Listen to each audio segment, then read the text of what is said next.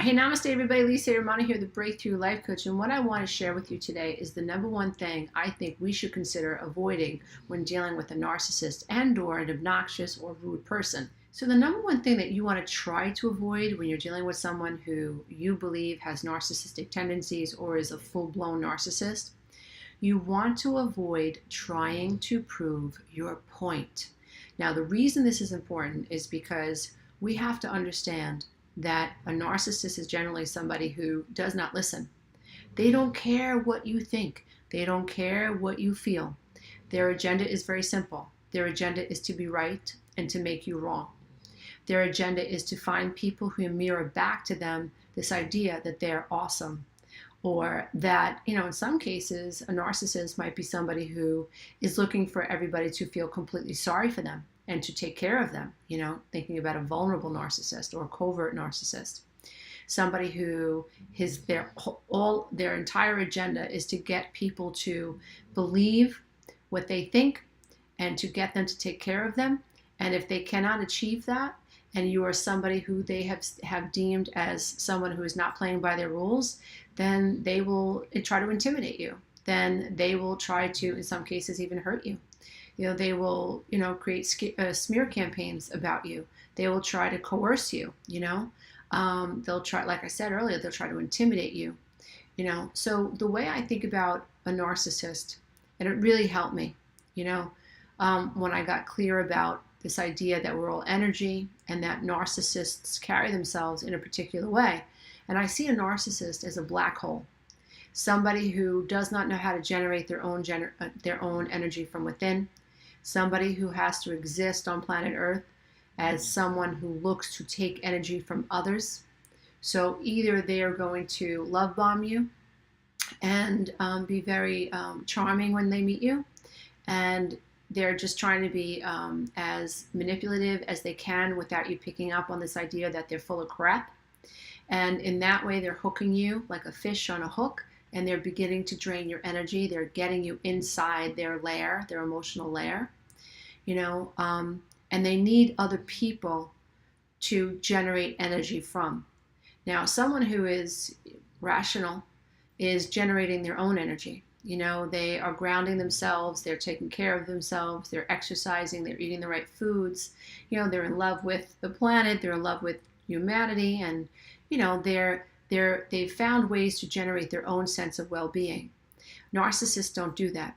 They absolutely generate their sense of well-being from other people. They're energy vampires.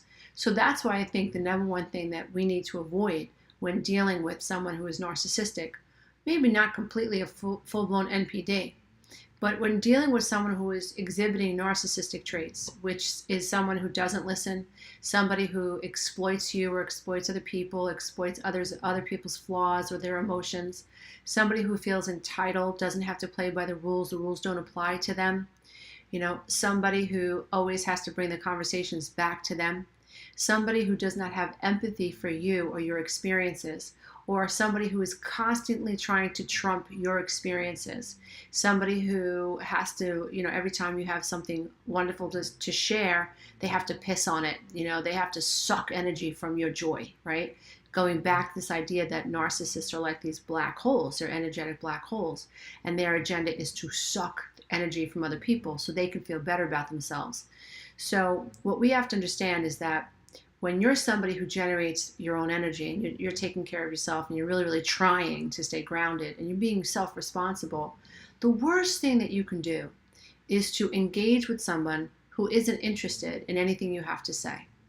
Now, rational people think they're talking to rational other people. So if you're a rational thinking person, you're actually wanting to understand what this person is having to say. But that's the mistake we're making. What we don't understand is when you're talking to someone who has narcissistic traits and or is a narcissist, you are engaging in a conversation with someone who doesn't think that way. They're not interested in what you have to say. So what has to change is you. What has to change is your perception of this person. What has to change is your understanding of this person's limitations.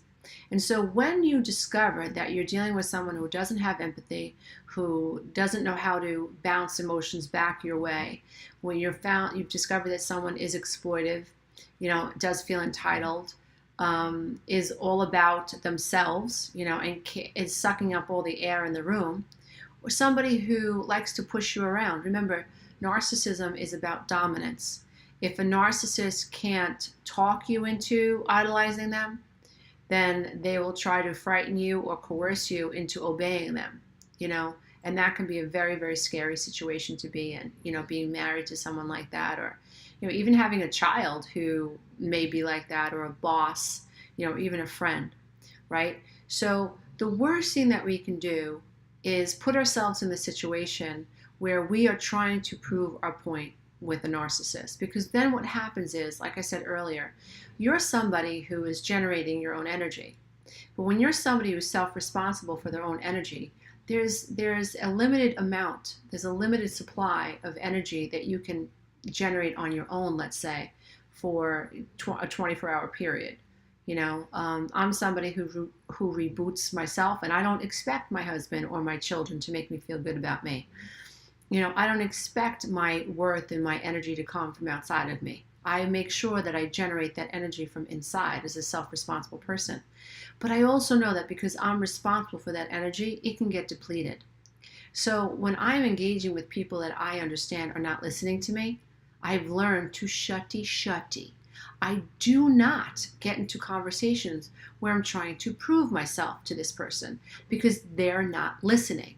And if I put myself in that position where now I'm trying to be heard by this narcissistic person who doesn't give a rat's ass about what I have to say, in a very short time, my energy may have been up here, but it's slowly, every word I speak, every time I try to convince this person of my point, I'm going to get depleted more and more and more and more. And by the time I end the conversation, I will be completely drained. I will be fatigued. I will be confused. And the person that I'm talking to feels better because he's plugged himself into my socket, and he's drained, he's taken all my energy, and he feels kind of good. So it's important that we understand, I think, if you think about someone who's a narcissist or is on the spectrum, who is severely below the veil of consciousness, whose psyche works to ensure that they never go into that shame vault. They never tap into the I am not enough. They psychologically, they just can't do it. They have been galvanized against looking within because there's so much shame there. Now, I can have a lot of empathy for that person, but I am not having dinner with that person. I'm just not.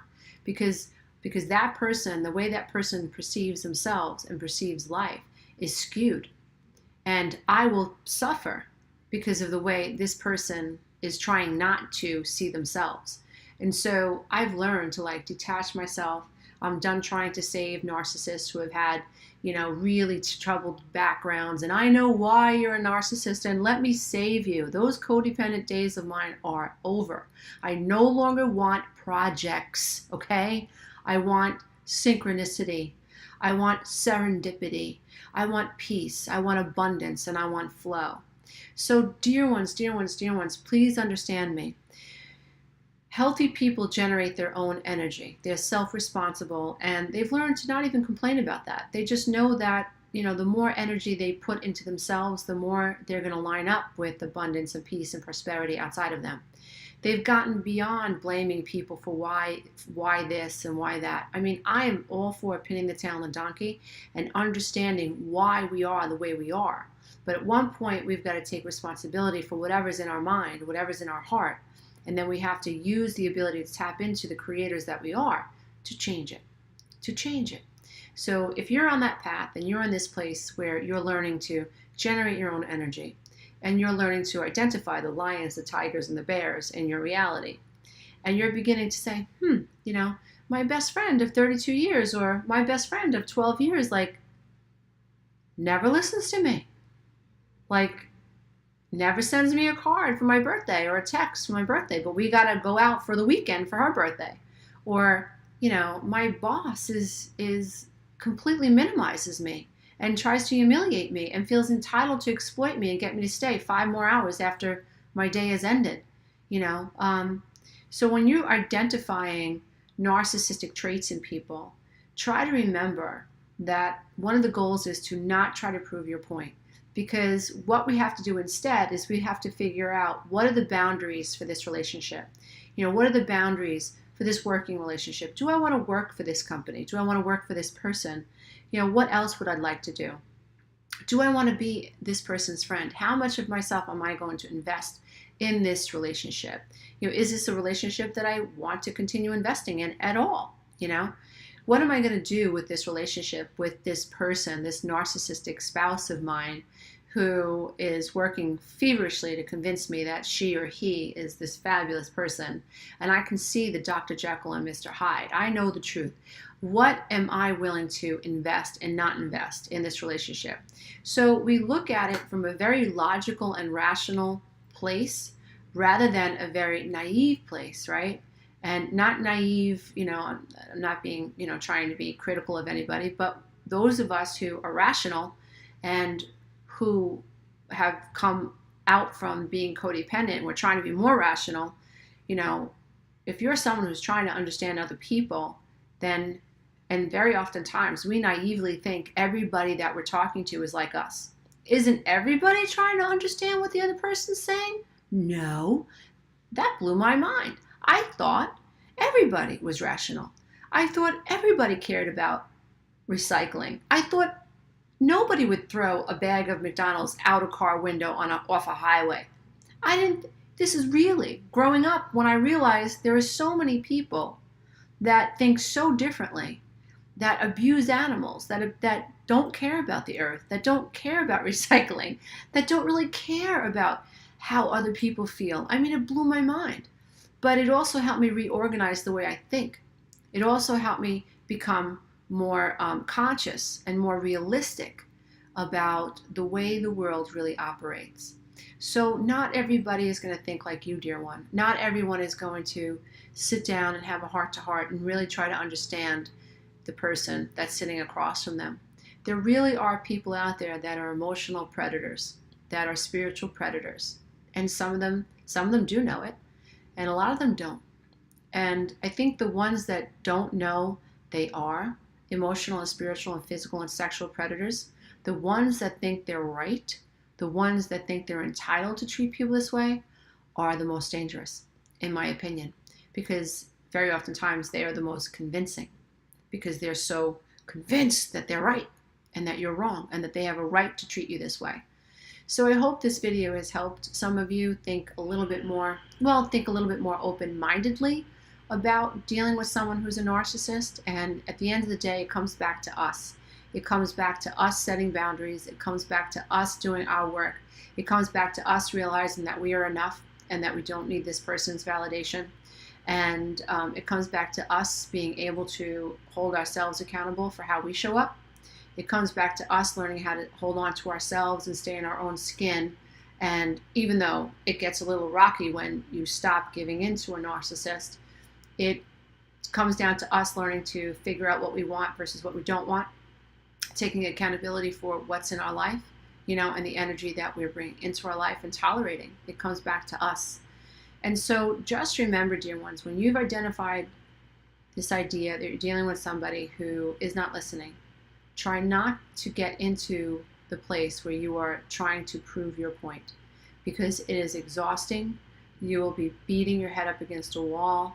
You are basically being toyed with like a cat with a little tiny mouse.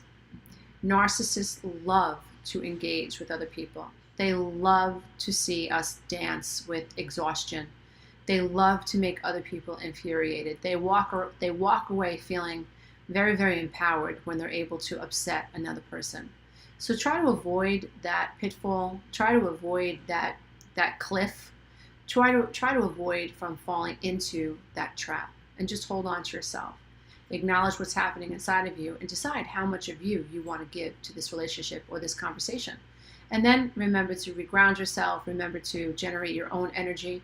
Remember always to love yourself. Just love yourself. And what I mean by love yourself, just take care of yourself as if you were parenting a child. Take care of yourself as if you were your own inner child. Love yourself the way a healthy, divine mother energy and divine father energy would love you. Protect yourself the way a divine father energy would, male energy would protect you. And do this a little bit every day. Just really enfold yourself in unconditional love. And you will notice that your tolerance for people who do not listen will really, really decrease. And you will be able to set boundaries a lot quicker. It's a process, dear ones. It's a process. So I just want to say thank you for watching and thank you for being so awesome. And for those of you who don't know, I have a monthly membership site full of resources and tools and workbooks and assessment sheets and meditations and affirmations and courses, you name it, it's in there. And I will be relaunching a couple of my programs very, very soon, and I will leave the links below. So thank you so much for being here, and also check out my Facebook page. You can follow me on Insight Timer and on Pinterest. You can follow me all over the place, dear one, if you want to. So namaste, dear ones, and I bow to the love and the light that is absolutely in you. Bye for now.